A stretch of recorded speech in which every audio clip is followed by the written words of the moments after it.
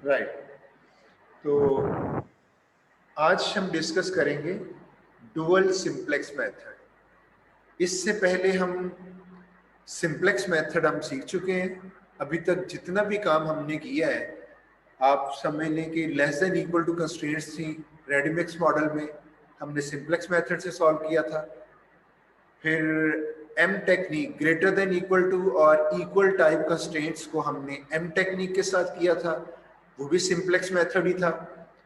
Special cases हमने किए, वो भी सिंप्लेक्स मेथड ही था। जितने भी प्रॉब्लम अब तक हम सॉल्व कर चुके हैं उसमें हमने सिंप्लेक्स मेथड को ही यूज किया है। तो आज हम डिस्कस करेंगे डुअल सिंप्लेक्स मेथड। तो दूसरा वर्जन है, यानी एक सिंप्लेक्स मेथड आप देख चुके हैं अब तक, और आज हम सीखने लगे हैं डुअल सिंप्लेक्स मेथड। आप रेडीमिक्स प्रॉब्लम को जानते हैं, ये आपके पास एक प्राइमल प्रॉब्लम है रेडीमिक्स। आप इसको सिंप्लेक्स मेथड से इस तरह से सॉल्व करते हैं। इसको सॉल्व करने के बाद आप इस प्राइमल प्रॉब्लम का ना सिर्फ इस प्राइमल प्रॉब्लम का ऑप्टिमल सॉल्यूशन बता सकते हैं, बल्कि इसके करस्पॉन्डिंग डुअल को भी बता सकते हैं। और करस्पॉन्डिंग डुअल के लिए आपको कॉम्प्लीमेंट्री सिलेक्टनेस कंडीशन लगानी पड़ती है। तो आप कह सकते हो, अगर आपके पास एक प्राइमल प्रॉब्लम है तो आप सिंप्लेक्स मेथड के जरिए उस प्रॉब्लम का भी ऑप्टिमल सॉल्यूशन बता सकते हो, उसके करस्पॉन्डिंग प्रॉब्लम का भी ऑप्टिमल सॉल्यूशन बता सकते हो। इसका ऑप्टिमल सॉल्यूशन कॉलम से मिलेगा, इसको कहेंगे ऑप्टिमल टू द प्राइमल, और इसका डुअल सॉल्यूशन वो इसकी ऑब्जेक्टिव रो जो है 0, उसके अंदर से हम उठा के इसका करस्पॉन्डिंग डुअल ऑप्टिमल सॉल्यूशन बता सकते हैं। तो दोनों सॉल्यूशन बता सकते हैं आप, ऑप्टिमल टू द प्राइमल और ऑप्टिमल टू द डुअल। जब हम इसको कन्वर्ट करते थे डुअल में, तो जब हमने डुअल में कन्वर्ट किया तो इसको भी हमने सिंप्लेक्स मेथड से ही सॉल्व करते हैं। तो डुअल को सॉल्व किया था डुअल सिंप्लेक्स से नहीं, बल्कि सिंप्लेक्स मेथड से। तो इसको जब हम सॉल्व करने लगे, जो कि रेडीमिक्स का डुअल है, ग्रेटर देन कंस्ट्रेंट्स है, तो जाहिर है सिंप्लेक्स मेथड से आपको एम टेक्निक लगानी पड़ेगी, आर्टिफिशियल वेरिएबल्स, और फिर उसको सॉल्व करेंगे। जब उसको सॉल्व करेंगे तो एंड पे आपको मिलेगा ऑप्टिमल सॉल्यूशन, और ये किसका है? इस डुअल प्रॉब्लम का। तो ये इस जगह से आपको मिलेगा ऑप्टिमल टू द डुअल, और इसका करस्पॉन्डिंग प्राइमल सॉल्यूशन वो आपको इसकी डब्ल्यू रो से मिलेगा। जाहिर है मिन है, तो मिन के केस में माइनस से मल्टीप्लाई करते हुए आप इसका प्राइमल का ऑप्टिमल सॉल्यूशन बताओगे। तो आप देखते हैं ये है ऑप्टिमल टू द डुअल, और इसकी डब्ल्यू रो से जब कॉम्प्लीमेंट्री सिलेक्ट कंडीशन लगा के उठाएंगे तो ये ऑप्टिमल टू द प्राइमल आपको मिलेगा। तो आपका प्रॉब्लम प्राइमल का है या डुअल का है, दोनों को आप सिंप्लेक्स मेथड से सॉल्व कर रहे हो, और जब सिंप्लेक्स मेथड से सॉल्व कर लेते हो तो ऑप्टिमल सॉल्यूशन उस प्रॉब्लम का तो आ जाता है, तो करस्पॉन्डिंग का वो लास्ट जो 0 है या डब्ल्यू रो, उधर से पिक करके आप बता सकते हो। जी बताएं, यहां तक क्लियर है पॉइंट? यस सर, क्लियर है। तो अभी आपके पास एक एडवांटेज डुअलिटी थ्योरी में ये मिला था कि आप 4 केसेस हैं, मैं आपको ये गिवन है प्राइमल, तो जो भी पूछूं, अगर मैं प्राइमल ऑप्टिमल पूछूं, आप सिंप्लेक्स के जरिए प्राइमल ऑप्टिमल बता दो। लेकिन अगर मैं डुअल ऑप्टिमल पूछूं तो आप उसका डुअल ऑप्टिमल भी बता सकते हो इधर से उठा के। एक तो आप इस तरह से सॉल्व कर सकते हो।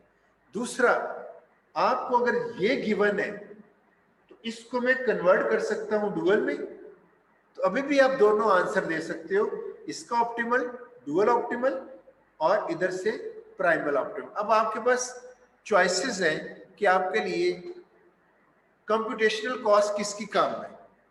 तो आप दोनों में देखोगे, आपको ये गिवन है तो आप इसको डुअल में कन्वर्ट करते हो, तो डुअल को सॉल्व करना निस्बतन डिफिकल्ट है, तो इसलिए आप प्राइमल को ही सॉल्व करके दोनों आंसर बता सकते हैं। लेकिन अगर आपके पास ये गिवन है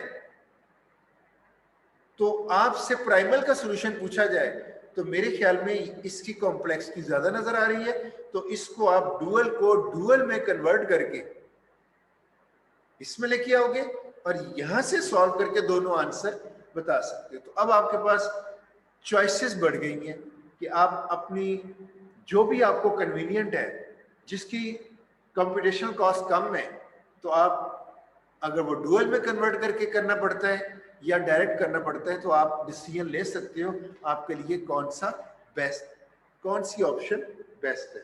लेकिन दोनों केसेस में हम यूज कर रहे थे मेथड सिंप्लेक्स मेथड। आज हम करते हैं dual simplex. Dual simplex actually M technique की रिप्लेसमेंट है। इससे ये पता चला ऐसे प्रॉब्लम जो एम टेक्निक से सॉल्व होते हैं उनका एक सेकेंड वे भी है, उसको डुअल सिंप्लेक्स मेथड से आप सॉल्व कर सकते हैं। और इससे तो ये भी पता चला अगर आपकी सारी की सारी constraints less than equal to हैं तो बताइएगा डुअल सिंप्लेक्स लग सकता है?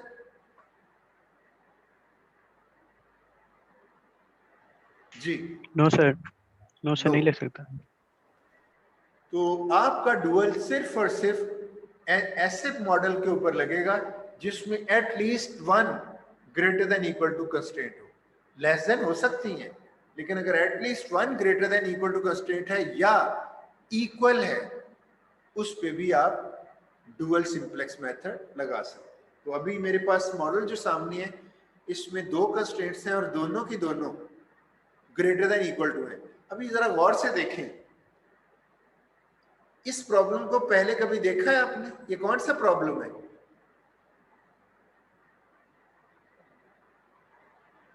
जी इस मॉडल को देखा है कभी आपने? ये जो सामने आपके है, आंसर नहीं कर रहे आप कई दफा देख चुके हैं, तो बताएगा ये कौन सा प्रॉब्लम है?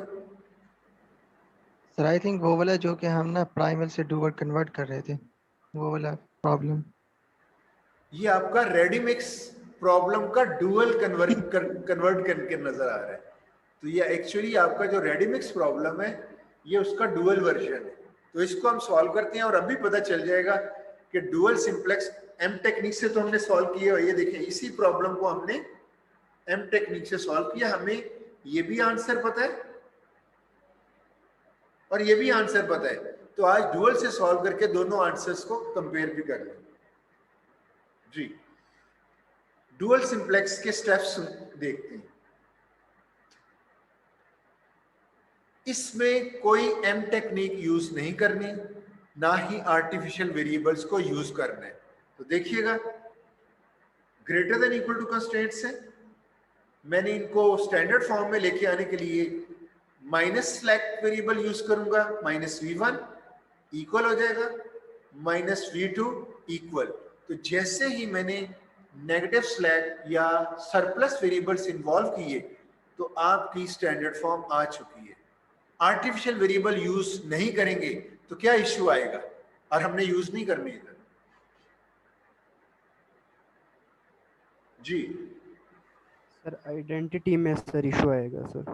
आप माइक पास क्यों नहीं करते? आप जब भी आवाज आती है तो स्लो आती है, तो मैं 2-3 दफा कह चुका हूँ। सर माइक पास नहीं है सर, मुझे लगता है कोई इशू होगा माइक में। अच्छा, माइक का इशू हो रहा है। क्या कहा आपने? सर मैं कह रहा हूँ सर आइडेंटिटी का यहाँ पर इशू आएगा सर, यहाँ पर माइनस आ रहा है सर।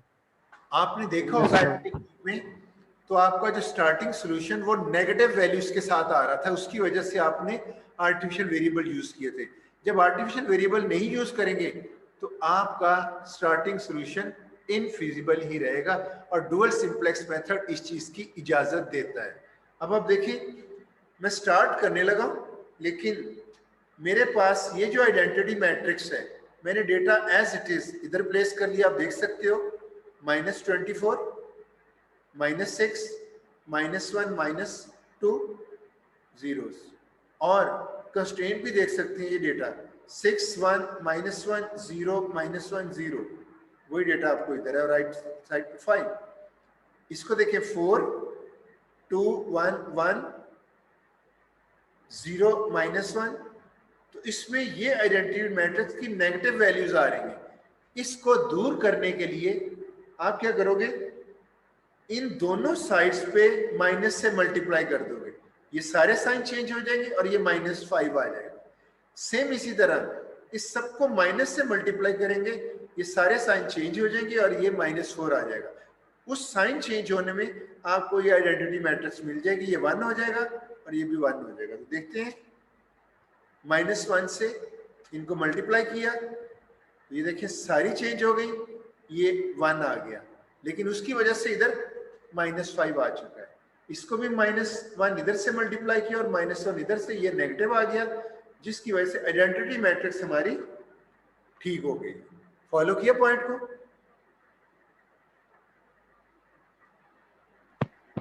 सर दोबारा रिपीट कर दें। आपसे ये कहा जा रहा है जहां पे ग्रेटर देन कंस्ट्रेंट्स होंगी, जब आप उसको टेबल में लेके आओगे तो ग्रेटर देन कंस्ट्रेंट में जो डेटा है उसको माइनस से मल्टीप्लाई करना है, इस सारी कंस्ट्रेंट को भी माइनस से मल्टीप्लाई करना है और राइट हैंड साइड को भी माइनस से मल्टीप्लाई करना है। होगा क्या, ये देखें, ये सिचुएशन थी, ये आपका माइनस आ रहा है, इसको खत्म करने के लिए इस सारी को माइनस से मल्टीप्लाई करें और बोथ साइड्स करना होता है, ये इक्वल के राइट हैंड साइड है, इसको भी माइनस से मल्टीप्लाई करेंगे, इधर भी इसको भी मल्टीप्लाई करेंगे और हमें क्या मिलेगा, ये देखिए सारे साइन चेंज हो गए और इसका साइन भी नेगेटिव हो चुका है, ये भी सारे साइन चेंज हो गए नेगेटिव। इससे हुआ क्या, हमें आइडेंटिटी मैट्रिक्स पॉजिटिव वैल्यूज के साथ आइडेंटिटी मैट्रिक्स मिल गई। फॉलो किया? Yes sir. लेकिन एक इशू आ चुका है, आपका स्टार्टिंग सॉल्यूशन इनफिजिबल आ चुका है। पहले तो हमने आर्टिफिशियल वेरिएबल से उसको कर लेते थे, तो कोई मसला नहीं, आपका डुअल सिंप्लेक्स मेथड के लिए जरूरी है कि आपका स्टार्टिंग जो आपका सॉल्यूशन है वो इनफिजिबल होना चाहिए। तो डुअल सिंप्लेक्स मेथड हम करने लगे हैं, तो उसके लिए क्या चाहिए, स्टार्टिंग सॉल्यूशन इनफिजिबल ही चाहिए। आप ऑप्टिमलिटी की बात क्या करेंगे, इसमें optimal solution, starting optimal solution नजर आ रहा है, देख सकते हैं मिन और सारे के सारे नेगेटिव वैल्यूज है, तो ये तो स्टार्ट से ही ऑप्टिमल हो गया, आगे कैसे चलेंगे। नॉन ऑप्टिमल होता है तो हम एंटरिंग वेरिएबल डिसाइड करके उसको ऑप्टिमल बना लेते थे, अब कैसे स्टार्ट लेंगे।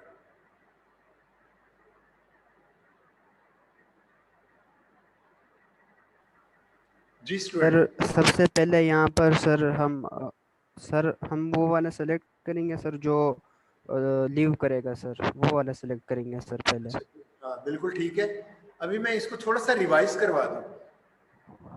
आपका जो पहले वाला सिंप्लेक्स मेथड था, जिसको हम सिंप्लेक्स मेथड कहते हैं, उसमें आपका स्टार्टिंग सॉल्यूशन नॉन ऑप्टिमल होता था और फिजिबल। आप क्या करते थे, उसको ऑप्टिमल बनाने पे लग जाते थे, लेकिन फिजिबिलिटी मेंटेन रखते हुए। फिर सुन ले, पुराने पाकिस्तान में जो हमने सिंप्लेक्स मेथड किया था, उसका starting solution non optimal and feasible होता था।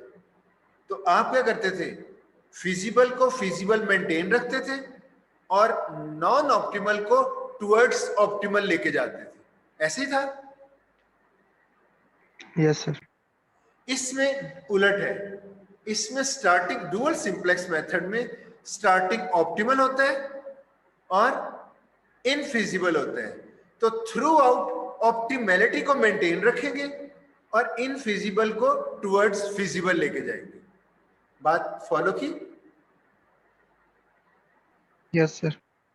तो आप समझ लें कि डुअल सिंप्लेक्स मेथड वर्क करेगा, स्टार्टिंग जो सॉल्यूशन होगा वो ऑप्टिमल होना चाहिए और इनफिजिबल, और इनफिजिबल को हम लेके जाएंगे टुवर्ड्स फिजिबिलिटी और ऑप्टिमैलिटी जो रहेगी वो थ्रू आउट मेंटेन रहेगी। तो आप देख सकते हो ऑप्टिमल, इनफिजिबल, तो ये तो आपने ऑप्टिमल ही रखना है, इसको फिजिबिलिटी की तरफ लेके जाना है। तो पुराना जो सिंप्लेक्स मेथड था उसमें फिजिबिलिटी को मेंटेन रखते थे और नॉन ऑप्टिमल को ऑप्टिमैलिटी की तरफ लेके जाते थे। स्टार्ट करते हैं।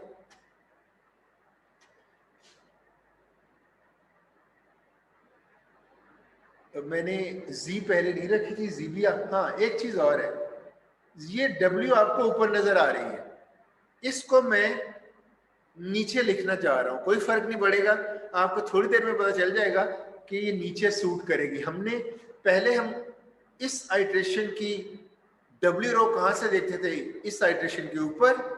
अब हम जब इसको उठा के नीचे ले आएंगे तो हम अब कहेंगे इस आइट्रेशन की जो डब्ल्यू है ये इसकी बेस लाइन है। कोई इशू तो नहीं, सिर्फ उठा के नीचे रख दिया, नो इशू, कोई परेशानी तो नहीं, आवाज ही नहीं आ रही, मैंने कहा कोई परेशानी तो नहीं? No sir. आपके नाम बोलने से मुझे परेशानी हो जाती है।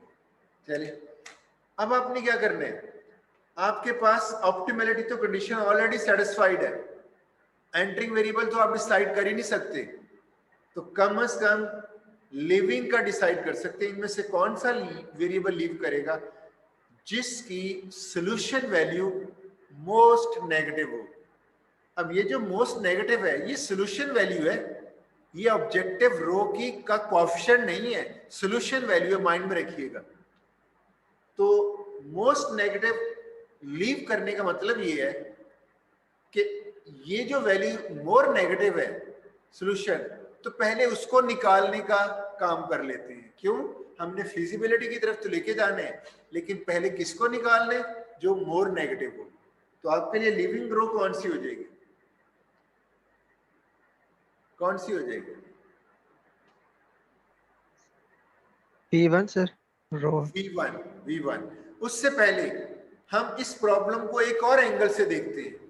एक तो मैंने कहा आपका स्टार्टिंग जो सॉल्यूशन होगा वो ऑप्टिमल होगा और इनफिजिबल। यहां से पता चला ऑप्टिमल, यहां से इनफिजिबल। इसको एक डिफरेंट डायरेक्शन में भी लेके जा सकते हैं। ये जो प्रॉब्लम है बजाहिर तो आपको डुअल नजर आ रहा है, अगर मुझे डुअल ना भी, मुझे नहीं पता ये डुअल है या नहीं, तो मैं तो इसको प्राइमल भी ले सकता हूं ना, कोई हर्ज तो नहीं है।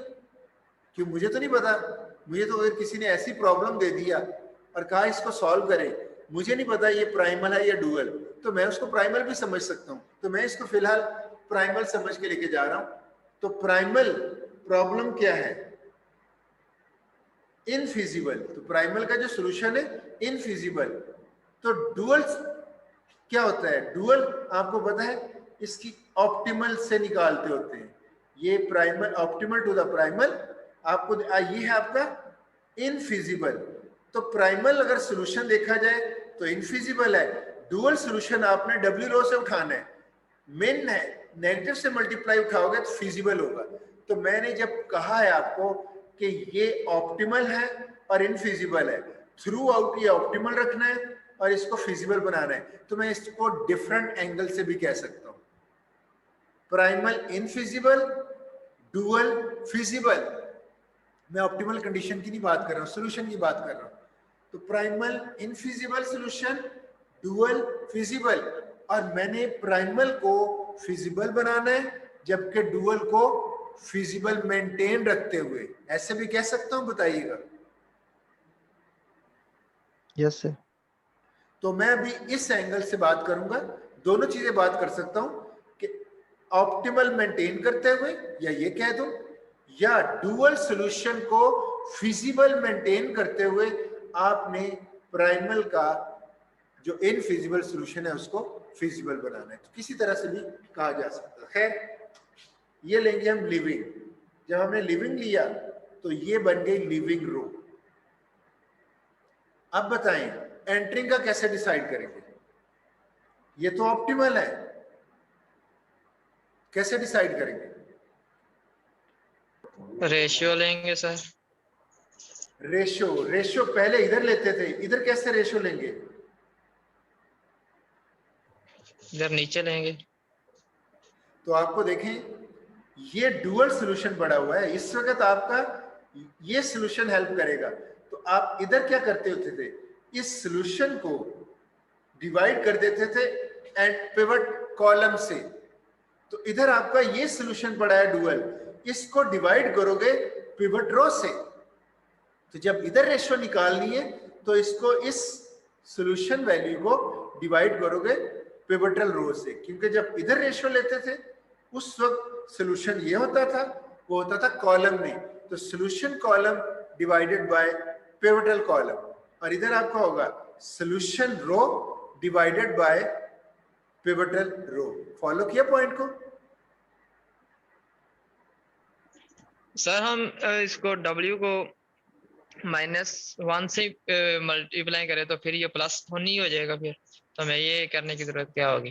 कैसे हम दोनों को V1 और V को तो माइनस किया है। नहीं, वो जब आप समझते हो ना कि इसको माइनस से मल्टीप्लाई करके, वो उस सूरत है जब सॉल्यूशन को देखना हो, अभी सॉल्यूशन को देख नहीं रहे हम, वो वही वैल्यूज पड़ेगी। जब हमने देखना है कि ये फिजिबल है या नहीं, फिर माइनस इन्वर्टर माइंड में रखना है, उसको उठाने के लिए माइनस से मल्टीप्लाई करके फिर बताएंगे ये फिजिबल है। तो अभी तो आप इसको एज इट इज रहने दें, वैल्यूज हैं। ठीक हो गया सर। ठीक है, अब आपने इधर रेशियो निकालनी है, तो रेशियो किसका है? ये जो रो है इसको डिवाइड, जो ऑब्जेक्टिव रो है इसको डिवाइड करोगे पिवटल रो के साथ, क्या होगा? Element by element, -24 divided by -6 -6 divided by -1 -1 divide by 1, -2 divide by 0, और ये जो हैं दो V1 V2 बेसिक हैं, तो इनके अंडर रेशियो में डैशेस लगानी है आपने। देखिएगा ये उधर फेस नहीं करने पड़ रहे थे, इधर आएगा, तो आपके पास डैशेस कहाँ लगानी है? V1 V2, ये जो कॉलम है V1 V2 उधर डैशेस लगानी है, बाकी आप डिवाइड कर दें। तो देखें ये सिंप्लीफाई होके 4 आ जाएगा, ये सिंप्लीफाई होके 6 आ जाएगा, ये नेगेटिव और ये undefined. Point clear? Yes sir. और मिनिमम रेशियो वही सेम, वही रूल है कि मिनिमम रेशियो वो आपका एंटरिंग वेरिएबल होगा। इधर एंटरिंग है, लिविंग आप डिसाइड कर चुके हो, तो कौन सा वेरिएबल एंटरिंग वेरिएबल होगा?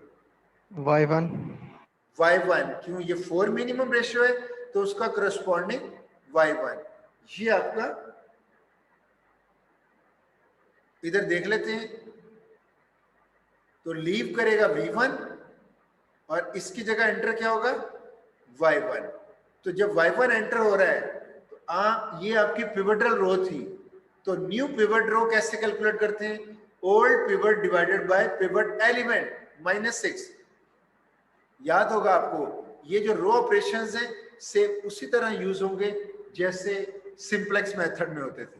तो डुअल सिंप्लेक्स मेथड और सिंप्लेक्स मेथड में कैलकुलेशंस उसी तरह है, रो ऑपरेशन। तो आपने y1 पे न्यू पिवट रो कैलकुलेट करनी है, ओल्ड पिवट रो या current pivot row divided by pivot element. देख सकते हैं ये रो ली मैंने और इसको डिवाइड किया पिवट एलिमेंट से, डिवाइड करके क्या आया? ये आपकी न्यू पिवट रो हो गई।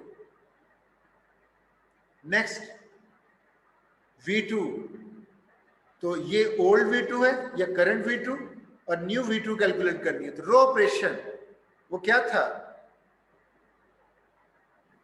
Current row means current V2 row minus pivot column coefficient, pivot column ये है और V2 का कोएफिशिएंट कौन सा? -4 multiplied by new pivot row. तो आप देख सकते हो करंट V2 रो ये है, ये देखिए ये पड़ी हुई है, माइनस इसका पिवट कॉलम कोएफिशिएंट कौन सा होता है? -4, ये देखें, multiplied by new pivot row, और ये न्यू पिवट रो ये है, ये बन गया। अब आप -4 को पहले इधर से मल्टीप्लाई कर दें और फिर इसको इसके रिजल्ट के साथ सब्ट्रैक्ट कर दें एलिमेंट बाय एलिमेंट, ये आपकी V2 रो है। अब रह गया W, तो W की कैलकुलेशन, W उसी तरह रो ऑपरेशन ही होगा, old W minus pivot column coefficient वो है -24 मल्टीप्लाइड बाय पिवट रो, इसको इधर मल्टीप्लाई कर दें, सिंप्लीफाई करें, W। जी कोई इशू तो नहीं है, जस्ट प्लेन उसी तरह की है मैंने। नो सर, कोई इशू नहीं। तो आपने देखा इसमें दोनों नेगेटिव थी, एक नेगेटिव रहेगी, इसका मतलब है इनफिजिबल फिजिबल की तरफ मूव कर रहा है। और जहां तक ये ऑप्टिमल था, इधर भी ऑप्टिमल ही आ रहा है, तो ऑप्टिमलिटी मेंटेन हो रही है। तो दूसरी सेंस में मैंने ये भी कहा था प्राइमल इनफिजिबल, डुअल फिजिबल, ऐसे भी कह सकते हैं। खैर अगेन लिविंग वेरिएबल नेगेटिव, ये लिव इन हो जाएगी। एंटरिंग आपको रेशियो कैलकुलेट करनी पड़ेगी। रेशियो क्या होगी, W रो को डिवाइड करना है पिवट रो के साथ, और पिवट रो है आपकी ये लिविंग वेरिएबल। तो आपने डैशेस कहां पे लगानी है, ये जो बेसिक वेरिएबल्स है y1 y2, इनके नीचे डैश में लगाएं। y1 ये y1 कॉलम है, इधर डैश, इसकी रेशियो कैलकुलेट नहीं करनी, डैश। v2 ये v2 कॉलम है, इधर डैश लगानी है। बाकी आप कर सकते हैं -2 डिवाइडेड बाय -4/3 -5 डिवाइड, क्योंकि W रो को डिवाइड करने पिवटल रो के हर एलिमेंट के साथ, -5 divided by -5/3 -2 divided by -1 -4 divided by -2/3, और ये डैश हो। मैंने सिंप्लीफिकेशन के बाद ये रिजल्ट लिख दिया है। तो कौन सा वेरिएबल एंटरिंग बन रहा है,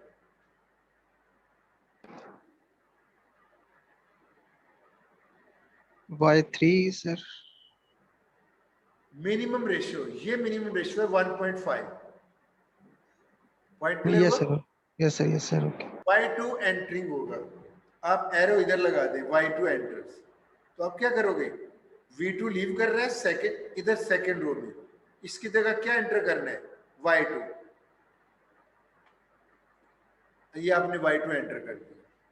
अब ये न्यू पिवट रो बनेगी, ओल्ड पिवट ये वाली है, तो this row divided by pivot element ये बन रहा है। फॉर्मूला इधर देख लें, ये रो है divided by pivot element -4/3, plain calculation, ये रिजल्ट आपका इधर आ गया।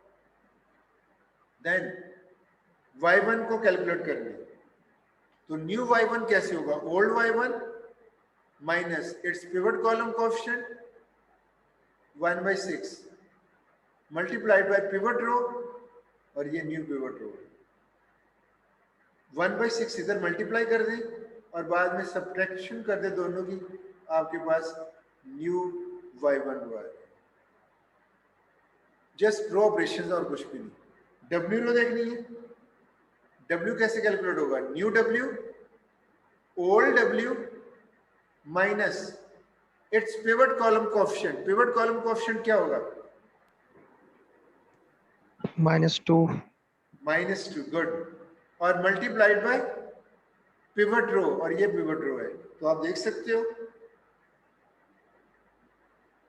न्यू जो W रो हम कैलकुलेट कर रहे हैं उसमें ओल्ड W, ये देखें ओल्ड W है, माइनस पिवट कॉलम कोएफिशिएंट 1/6, ओ ठहरे एक मिनट, W रो सॉरी -2 और मल्टीप्लाइड बाय पिवट रो, ये वाली पिवट रो नहीं, ये सेकंड वाली है, ये वाली पिवट रो। पॉइंट क्लियर है? इसको Yes, sir. सिंप्लीफाई करके आपके पास ये रिजल्ट W में आ जाएगा। अब आप इस साइट्रेशन में भी देख सकते हैं ऑप्टिमल फिजिबल भी आ चुका है। तो आपने इधर से स्टार्ट लिया था, ऑप्टिमल था लेकिन इनफिजिबल, ऑप्टिमल मेंटेन रहा लेकिन अभी भी इनफिजिबल है, और यहाँ पे ऑप्टिमल भी आ चुका है और फिजिबल भी आ चुका है। तो आप स्टॉप कर दो। फॉलो किया पॉइंट को? Yes sir. तो आपने देखा डुअल सिंप्लेक्स मेथड में हमने इनफिजिबल से स्टार्ट किया, इनफिजिबल एंड ऑप्टिमल से स्टार्ट किया, और ऑप्टिमल मेंटेन रखते हुए इनफिजिबल को टुवर्ड्स फिजिबल लेके गए और हमें आंसर मिल गया। आप यही क्वेश्चन देखें, अब मैं कह सकता हूं रूल क्या होगा स्टॉप करने का? अगर आपका इनफिजिबल फिजिबल हो जाए, जाहिर है इनफिजिबल था, इसको फिजिबल करना है, लेकिन जो डुअल सोल्यूशन है, यानी जो जिसको हम नॉन ऑप्टिमल कहते थे और डुअल सोल्यूशन भी कहते थे, वो तो फिजिबल ही था। तो आप स्टॉप कब करोगे? डुअल तो आपका फिजिबल है ऑलरेडी, जब आपका प्राइमल भी फिजिबल हो जाएगा तो फिर आपकी ऑप्टिमम रीच हो जाएगी। बताइएगा, फॉलो किया? Yes sir. तो अब मुझे ये बताएं, ये जो आपका सॉल्यूशन है ये ऑप्टिमल है, ये मिल गया, और करस्पॉन्डिंग कौन सा होगा? वो इसको माइनस से मल्टीप्लाई करके उठाना है, तो दोनों अभी भी मिल रहे हैं। तो आप देख सकते हैं ये आपका वही सेम प्राइमल प्रॉब्लम है। मैंने वैसे इसी में प्राइमल लेके जा रहा था, तो एक्चुअली अगर मैं आपको बता दूं कि ये डुअल है और इसका प्राइमल पहले कहीं पड़ा हुआ है, तो ये डुअल का ऑप्टिमल सॉल्यूशन इधर से उठाएंगे और प्राइमल का ऑप्टिमल सॉल्यूशन इधर से उठाएंगे। तो आपके पास ये जो सॉल्व किया है आपने ग्रेटर देन कंस्ट्रेंट को, देखिए कितनी एफिशिएंट मेथड से किया। इसको मैं एम टेक्निक से जो कर रहा हूं तो वो दिखा देता हूं।